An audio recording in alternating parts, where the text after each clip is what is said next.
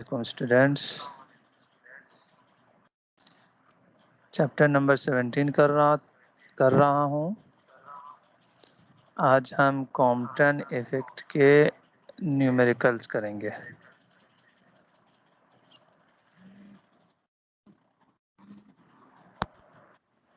पहला क्वेश्चन है question number 17.10। अच्छा, अगेन एक दफ़ा रिमाइंड कर दूँ फिर से कि न्यूमेरिकल सोल्व करने का तरीका ये है कि आप डेटा 1 बाय 1 निकालें सवाल में से, फिर टॉपिक गेस करें, फिर इक्वेशन को गेस करें और फिर पुट करके सॉल्व करें। इसी मेथड को फॉलो करेंगे हम। अब यहाँ पे लिखा इन अ कॉम्पटन स्कैटरिंग प्रोसेस, तो यहीं से पता चल गया कि भाई ये टॉपिक हमारा है कॉम्पटन इफेक्ट। ठीक, तो टॉपिक पता चल गया। अब इक्वेशन यहीं पे गेस करते हैं। तो कॉम्पटन में गेस करना इतना मुश्किल नहीं है, क्योंकि कॉम्पटन में एक ही इक्वेशन है और वो ये है। तो टॉपिक और इक्वेशन क्लियर हो गया। अब डेटा बनाते हैं। The fractional change in wavelength of X ray photons is 1%। बोले फ्रैक्शनल चेंज गिवन है। डेटा में क्या गिवन है? फ्रैक्शनल चेंज 1% है बोला। अब फ्रैक्शनल चेंज का मतलब क्या है? देखो, किसी भी चीज में चेंज जो आ रहा है डिवाइडेड बाय इनिशियल वैल्यू करो तो उसको कहते हैं fractional change. Change upon initial value को क्या कहते हैं? Fractional change.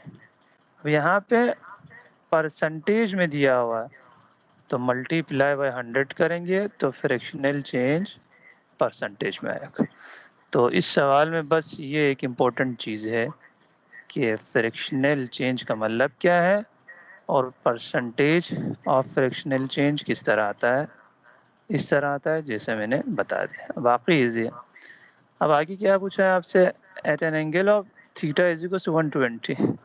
तो एंगल यहाँ पर कॉम्पटन इफेक्ट में एंगल 120 डिग्री है। ये स्कैटरिंग एंगल है। आपको पता है कॉम्पटन में एक इंसिडेंट वेव होता है जो कि टारगेट से टकराता है, उसके बाद एक स्कैटर्ड वेवलेंथ होता है।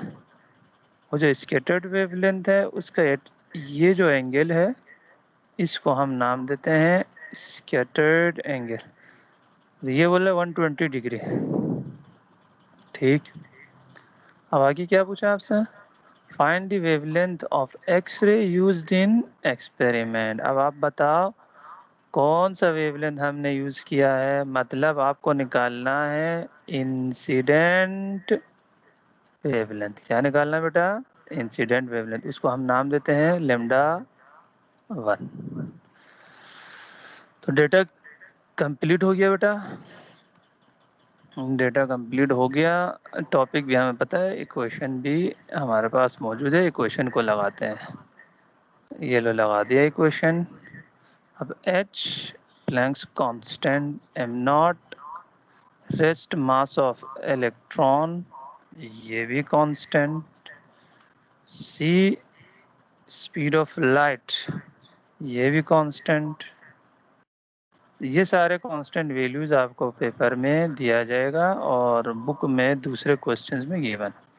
तो ये तो आसान हो गया भाई, ये सारे वैल्यूज आपको गिवन होगा। अब हम सिर्फ थीटा को पुट करना है हमें, तो थीटा को 120 पुट कर लिया, बहुत आसान हो गया। कैलकुलेटर से करोगे तो राइट साइड आएगा, ठीक है। लेकिन उससे पहले लेफ्ट साइड को देख लो। ये डेल्टा लेमडा है, हमसे पूछा है lambda 1।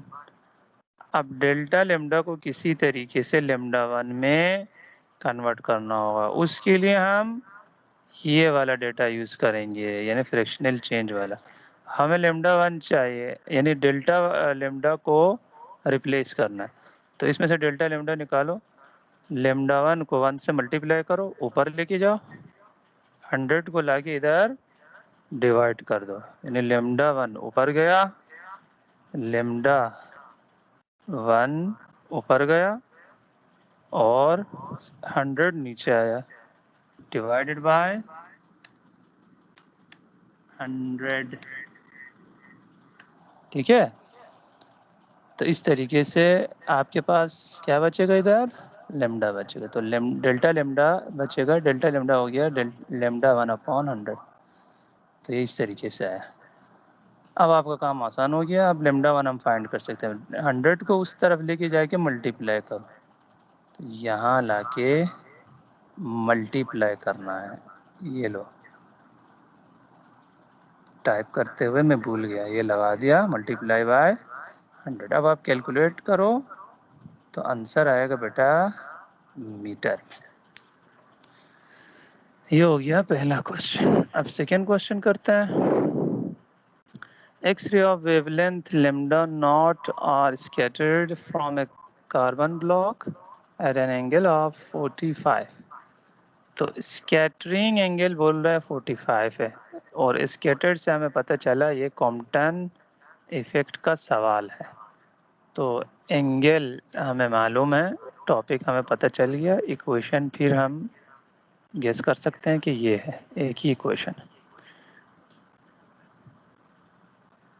Find shift in wavelength, बोले शिफ्ट इन वेवलेंथ फाइंड करो, यानी चेंज इन वेवलेंथ फाइंड करो। एक्चुअली ये आपसे पूछो, ये तो और इजी हो गया, यानी आपको डायरेक्ट डेल्टा लेमडा फाइंड करना है। तो अगेन एच एम नॉट सी ये सब गिवन होगा, इन सब की वैल्यूज आप यहाँ पे पुट करेंगे। बाकी थीटा की जगह सिर्फ 45 रखना है, कैलकुलेटर से करो तो आंसर आएगा मीटर में। एक और क्वेश्चन भी है कॉम्पटन से रिलेटेड आपके बुक में, क्वेश्चन नंबर 17.19।